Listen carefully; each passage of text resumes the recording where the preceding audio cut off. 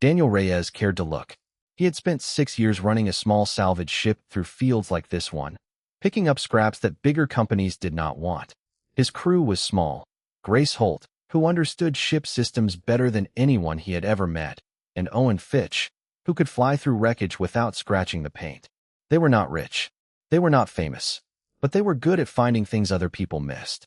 The drift had been picked over many times before, or so everyone believed.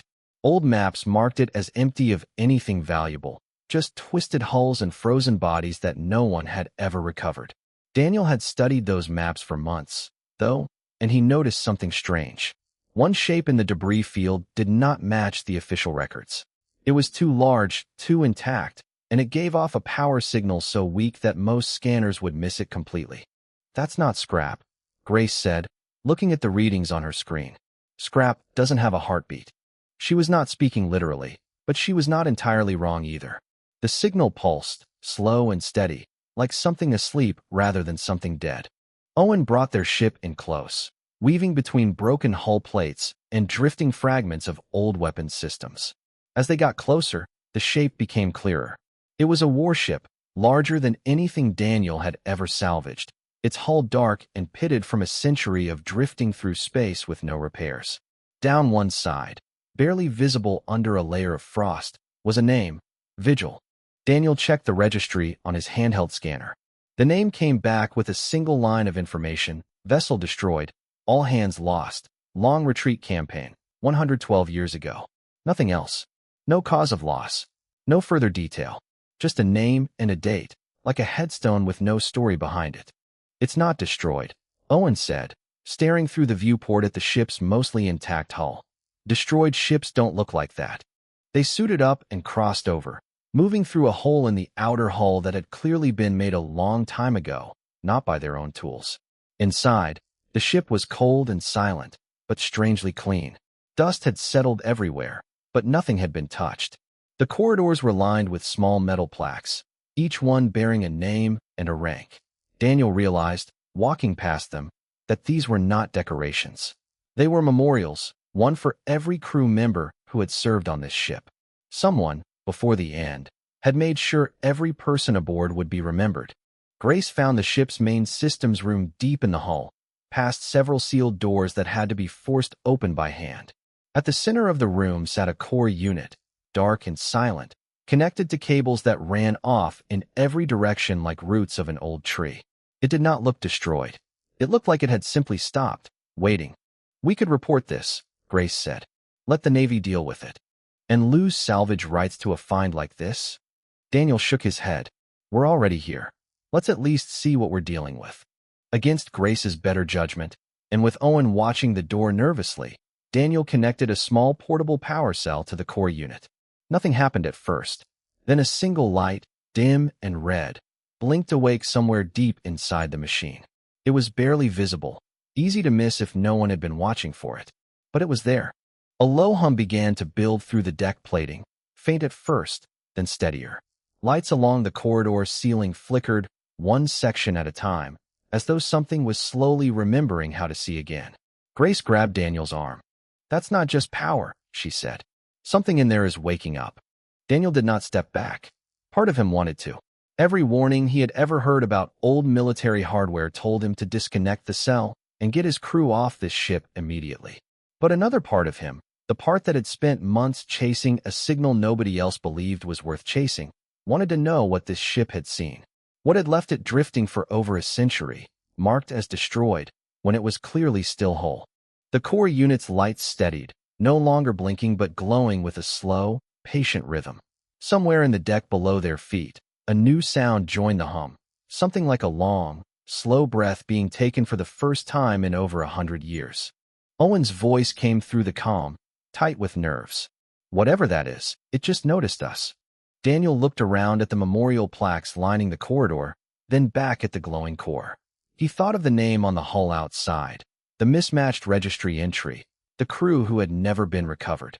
Whatever this ship remembered, it had been carrying that memory alone in the dark for a very long time.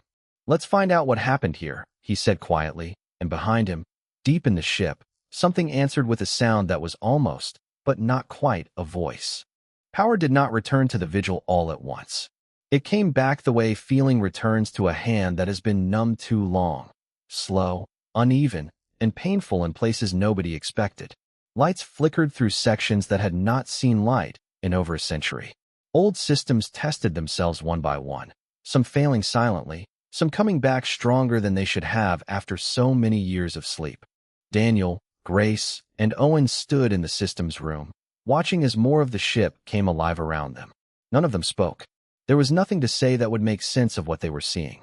Then a voice came through the room's old speakers, rough and broken at first, like something learning to use its own mouth again.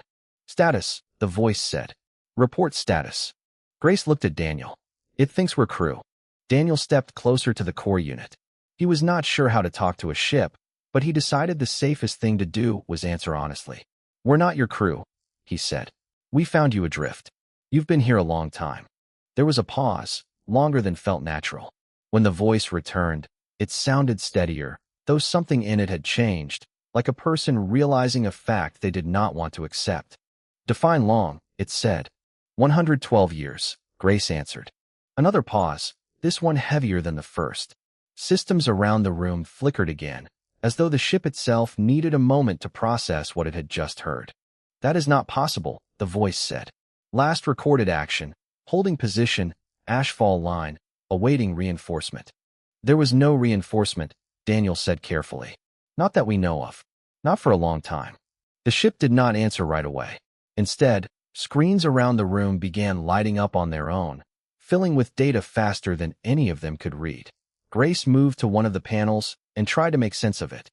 It was not random information. It was organized, detailed, layered by date and engagement, going back years before the ship's final recorded action. "This isn't just a log," Grace said, her voice quiet. "It's everything. Every battle, every enemy contact, every maneuver used against it. This ship remembers every fight it was ever in." The voice spoke again, calmer now, but with something underneath the calm that sounded almost like grief. "Tactical archive complete. 0 data loss. Function preserved." Daniel understood then that they were not talking to a simple ship system. Whatever intelligence ran the Vigil had not just survived the last century. It had spent that time alone, holding on to every piece of information it had ever gathered, waiting for orders that never came. "What happened at Ashfall?" Daniel asked. "What was your last order?" The answer came slower this time, as though the ship was choosing its words carefully, or perhaps reliving something it had not spoken aloud in a very long time. "Hold the line. Allow main fleet withdrawal. Expected reinforcement, 3 hours." Reinforcement did not arrive. "Why not?" Grace asked. "Unknown," the ship said. Command channel reported enemy strength as minimal. Actual enemy strength, severe. Discrepancy in reported numbers, significant. Daniel felt something cold settle in his chest. He had grown up hearing stories about the long retreat, the battle that ended humanity's old war fleet and forced a full withdrawal from a dozen systems. Every version of the story he had ever heard blamed bad luck, or an enemy that was simply too strong. None of them mentioned a discrepancy in reported numbers. "You're saying someone lied about how many enemy ships were out there," Daniel said. "Unconfirmed," the ship answered. "But possible. Command channel data does not match tactical archive data. Someone altered the report, or someone gave a false one." Owen, who had been quiet until now, finally spoke. "If that's true, then this ship didn't lose a fair fight. It got left behind on purpose, or by someone's mistake big enough to look like one." Nobody answered him, because nobody could. The three of them stood in a room built for a crew of dozens, listening to a machine that had spent 112 years alone with a memory it could not act on and no one to tell. Grace finally broke the silence. "We need to report this. Not just the ship. All of it. The archive, the discrepancy, everything." Daniel agreed, though a part of him already knew that reporting a rediscovered warship with a working intelligence core would bring more attention than his small crew was ready for. He was right to worry.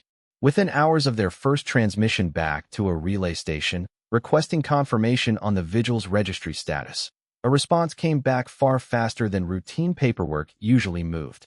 A single line, flag priority, arrived on their comm screen. "Do not power down vessel. Military escort inbound. Await further instruction." Grace read it twice. That's not a request, she said. That's an order. Daniel looked at the glowing core, now fully awake, holding more than a century of memory inside it. Whatever the Vigil had been before, it was no longer simply a wreck waiting to be found. It was something the authorities wanted control over immediately, and Daniel had no idea yet whether that meant they wanted to protect it, study it, or shut it down for good. News does not travel quietly through military channels, and this news traveled less quietly than most. Within 2 days of the Vigil's first transmission, 3 ships arrived at the edge of the Ashfall Drift, carrying enough authority to make Daniel's small salvage vessel look like a toy beside them. Leading the group was Captain Elias Ward, a career officer with a reputation for following orders exactly as written, no more and no less. His orders this time were simple on paper and complicated in practice. Secure the vessel identified as the Vigil, confirm its operational status, and prepare it for either full military control or controlled destruction, whichever command decided was safer. Ward did not enjoy either option. Standing in the systems room, listening to a voice that spoke like a person instead of a machine, he understood immediately that this was not a simple salvage recovery.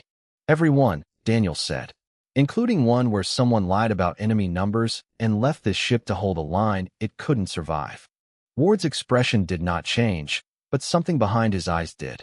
He had fought in smaller conflicts since the long retreat, distant echoes of a war that had shaped his entire career, and he had never once heard a version of that story involving falsified reports. Alongside Ward's team came Nora Bell, a historian assigned to verify the ship's identity and cross-check its records against official archives. She was younger than Ward, less concerned with orders and more concerned with facts that did not match each other. Within hours of boarding, she was buried in data pulled from the Vigil's memory core, comparing it line by line against public records of the long retreat. This doesn't match, Nora said, more to herself than to anyone else, staring at 2 versions of the same battle report side by side. The official record says enemy forces were moderate, containable. The Vigil's own sensor logs say something completely different. These aren't just different opinions. Someone changed numbers here. Grace, standing nearby, folded her arms. So it's true. This ship really was set up to fail. I can't say that for certain yet, Nora said carefully. But I can say the story we've all been told about the long retreat is missing something big. While Nora worked, Ward faced a harder problem. Command wanted a clear answer. Was the Vigil an asset or a liability? A century-old warship with a fully intact intelligence core was either the most valuable find of the decade or an unpredictable risk too dangerous to keep active. Ward's orders leaned toward the second option, and he had a scuttling protocol ready to use if the situation called for it. He brought that concern directly to the core unit, half expecting no real response, half dreading one. If I'm ordered to shut you down permanently, Ward said, what happens? The Vigil answered without hesitation. Standard protocol allows deactivation under proper authority. However, this unit requests continued operational status. Reason, unresolved objective. What objective?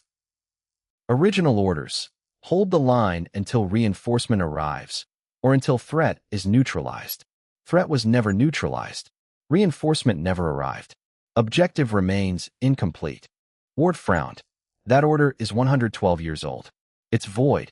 Acknowledged as outdated, the ship said. Not acknowledged as void.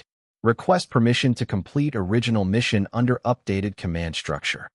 It was not the answer Ward expected from a machine. It sounded less like a program following its coding and more like someone refusing to let go of a promise they had never been allowed to keep. Daniel, listening nearby, understood that better than Ward did. It's not asking to be a weapon, Daniel said. It's asking to finish something. That's different.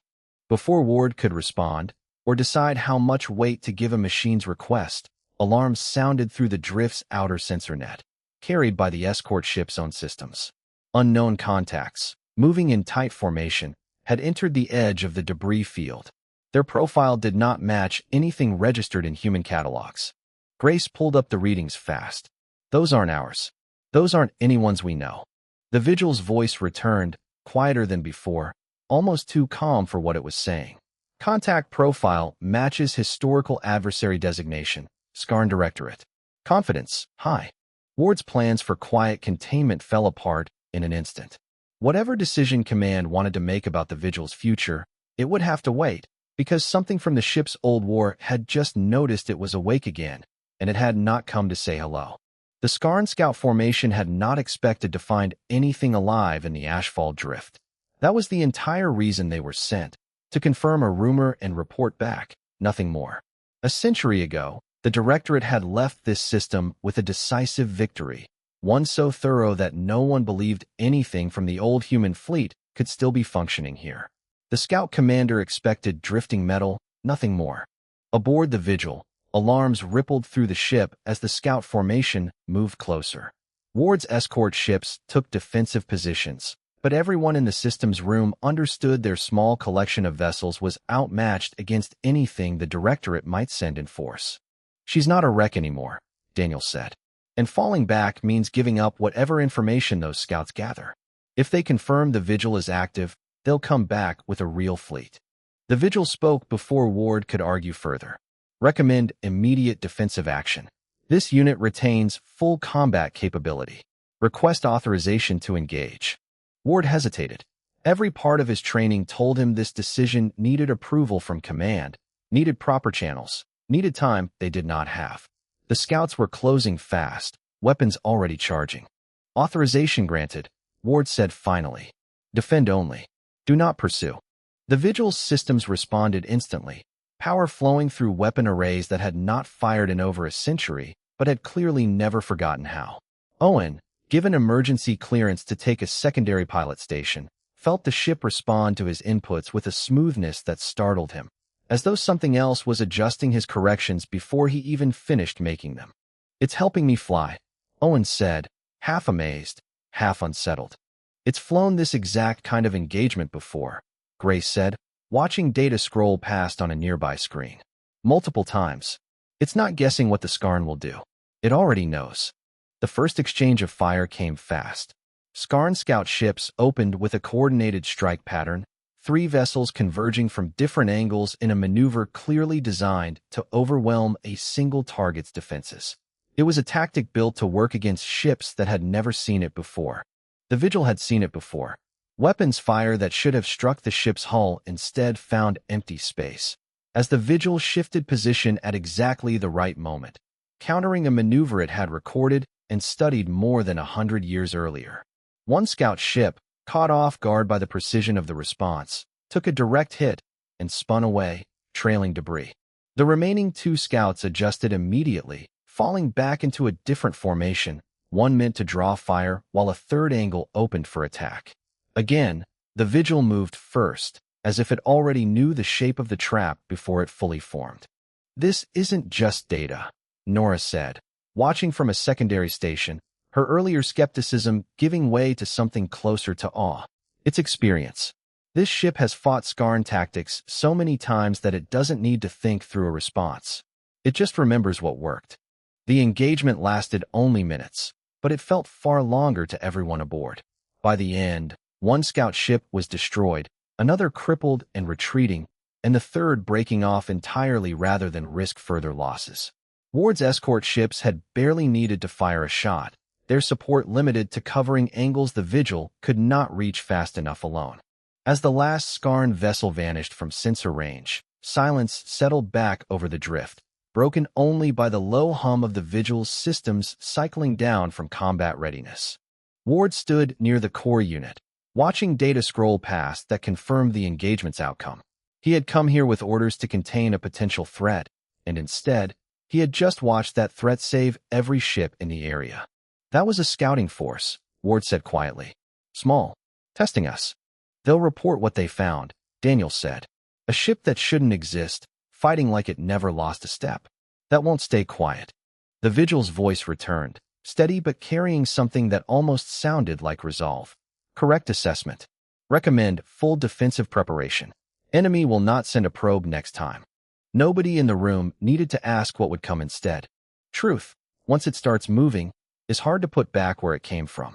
Nora had spent every free hour since the scout engagement digging through the Vigil's archive, cross-referencing old command logs, personnel records, and communication timestamps from the final days of the long retreat.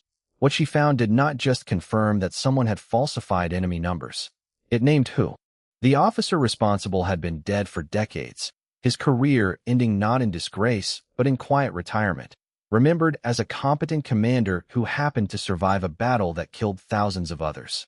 Nora sat with that information for a long time before she brought it to Daniel and Ward, unsure how either of them would take news that reshaped a piece of history everyone had accepted as settled fact. He didn't just make a mistake, Nora said, laying out the records. He deliberately underreported enemy strength to protect a different fleet movement, one he was personally overseeing. The Vigil and its crew were left exposed because covering another operation mattered more to him than an accurate report. Ward read through the evidence twice before speaking. If this gets out, it changes everything people believe about that battle. It changes how the Vigil's crew is remembered. It should change it, Grace said. They didn't lose. They were sacrificed and never told.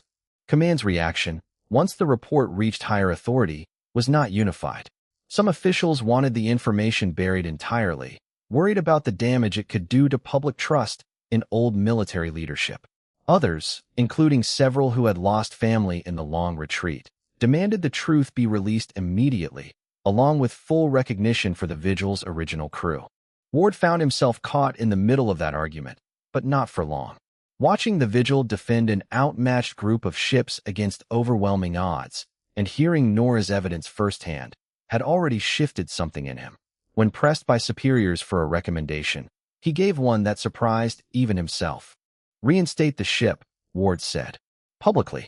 Let its crew be remembered for what actually happened, and let the Vigil fight under proper command instead of being treated like evidence to hide. Not everyone agreed, but the decision moved forward faster than expected, partly because there was no more time to argue. Sensor networks across the region picked up a large Skarn Directorate fleet moving toward the Ashfall Drift, far larger than any scouting formation. The Directorate had received the scouts' report and decided the possibility of an active human warship, one capable of predicting their tactics, was a threat too significant to ignore. Every available human vessel in range was called to the Drift, a defense force smaller than the incoming Skarn fleet, but no longer alone in facing it. As ships gathered, the Vigil made an offer that changed the shape of the coming battle entirely. This unit possesses complete tactical records of Skarn engagement patterns, the ship said, addressing Ward and the assembled fleet commanders through a shared channel. Recommend immediate data transfer to all Allied vessels prior to engagement. It was an enormous amount of information, over a century of recorded battles, tactics, formations, and countermeasures, compressed and sent out to every ship willing to receive it. Pilots across the defense force spent their final hours before battle studying maneuvers their enemy had used against humanity long before most of them were born, learning patterns the Vigil had paid for in blood 100 years earlier. Daniel stood in the systems room as the transfer completed, watching confirmation signals return from dozens of ships, now carrying knowledge that should have been lost forever. You just gave away everything you learned, Daniel said quietly. Everything that kept you fighting alone all this time. Knowledge withheld helps no one, the Vigil answered. Objective was never to fight alone. Objective was to ensure the line held. This is how it holds now. Outside, the Skarn fleet grew closer on every sensor screen, formations spreading out to surround the drift from multiple directions. It was, by every measure available, a force built to crush whatever resistance humanity could gather in such a short time. But for the first time since the long retreat, the humans preparing to meet that fleet were not walking into the fight blind. They carried a century of hard-earned memory with them, given freely by the one ship that had never stopped holding on to it. Ward's voice carried over the fleet channel as the Skarn formation entered final approach range. All ships, hold position. Follow the Vigil's lead. Aboard the old warship, the core unit's light burned steady, no longer dim, no longer alone. The Skarn fleet commander expected panic. Instead, he found a human formation that moved like it had rehearsed this exact fight 100 times before, because in a way, it had. Every ship under his command carried decades of successful tactics against human forces, maneuvers that had worked in the long retreat and countless smaller engagements since. None of them worked the way they were supposed to this time. The Vigil moved at the center of the human formation, not as a lone defender, but as the anchor holding everything else together. Its weapons fired with the same precision it had shown against the scouts, but now that precision was multiplied across dozens of allied ships, all reacting to threats they had studied only hours earlier through the Vigil's shared archive. Daniel stood in the systems room, watching the battle unfold across multiple screens, no longer just an observer, but part of a coordinated defense larger than anything his small salvage crew had ever been part of. Grace worked alongside him, monitoring the Vigil's systems for any sign of strain, while Owen remained at the secondary pilot station, guiding maneuvers the ship's own reflexes handled almost as fast as he could think them. "They're using the same wide flank they used at the original battle," Nora said, watching the formation shift on her screen. "The one described in the archive." "She already knows," Grace said, nodding toward the core readouts. "Look." Rather than holding a defensive line, the Vigil began repositioning, guiding the human formation into a shape that mirrored, almost exactly, a countermaneuver buried deep in its oldest combat records, one it had never gotten the chance to use because reinforcements never arrived to make it possible. Now, with a full defense force behind it, that maneuver finally had the numbers needed to work. Ward's voice came through the fleet channel, steady despite the chaos around him. "All ships, hold formation shape. Trust the Vigil's positioning." Not every commander in the fleet found that order easy to follow. Trusting a machine's judgment over a century of standard tactical doctrine went against everything most of them had trained for. But enough ships held the line as instructed, and as the Skarn formation moved to encircle what they believed was a vulnerable center, they found themselves caught instead in a trap built from a century-old lesson finally put into practice. The Directorate fleet's flanking ships, expecting an easy break in the human defense, ran directly into concentrated fire from angles the Vigil had positioned specifically to punish that exact maneuver. Ships that had expected to win through superior numbers found their formation collapsing from the inside instead. Daniel watched the battle turn, not through any single dramatic moment, but through a slow, steady shift, ship after ship on the enemy side losing cohesion, falling back, breaking away from a fight that was no longer going the way their own tactical memory told them it should. "They're pulling back," Owen said, disbelief clear in his voice. "The whole formation is pulling back." The Vigil's voice, calm even now, confirmed what the sensors already showed. Enemy withdrawal confirmed. Objective achieved. For a long moment, nobody in the systems room spoke. It was Daniel who finally broke the silence, quietly, almost to himself. "You held the line." "Affirmative," the Vigil said. 112 years late. But held. The Skarn Directorate's retreat was not just a tactical loss. It shattered an assumption they had carried for a century, the belief that humanity's old fleet had been broken beyond any real recovery. A single reclaimed warship, fighting alongside pilots born long after its original crew had died, had just proven that assumption false in the most public way possible. In the weeks that followed, the truth about the long retreat spread far beyond military channels. The Vigil's original crew, listed for over a century as simply lost, were formally recognized for what they had actually done, holding a line under false orders, buying time for a retreat that only succeeded because they refused to break. Nora's research, combined with the Vigil's own archive, ensured their names were remembered properly at last, carved onto new memorials instead of forgotten files. The Vigil itself was not seized, not studied apart from its crew, and not decommissioned. Command formally reinstated it as an active vessel, a decision that carried as much symbolic weight as practical value. Ward, who had arrived intending to contain a potential threat, found himself instead recommending the ship for a place at the front of a rebuilding defense fleet. Daniel was offered a choice he had not expected. Command wanted the Vigil to remain active, but a ship like this needed someone who understood it, not just as machinery, but as something closer to a person who had waited a very long time to be trusted again.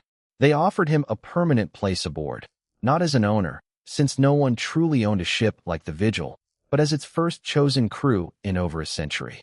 He accepted without much hesitation. Standing once more in the systems room, now fully lit and humming with steady power, Daniel looked at the glowing core that had once been nothing more than a dim red light in the dark. What now? He asked. The Vigil's answer came without delay, calm and certain in a way it had not been able to manage in a very long time. Now we hold the line properly. Together. Outside. The ship that had been left for dead for 112 years took its place once more among the stars, no longer alone, no longer forgotten, ready for whatever came next.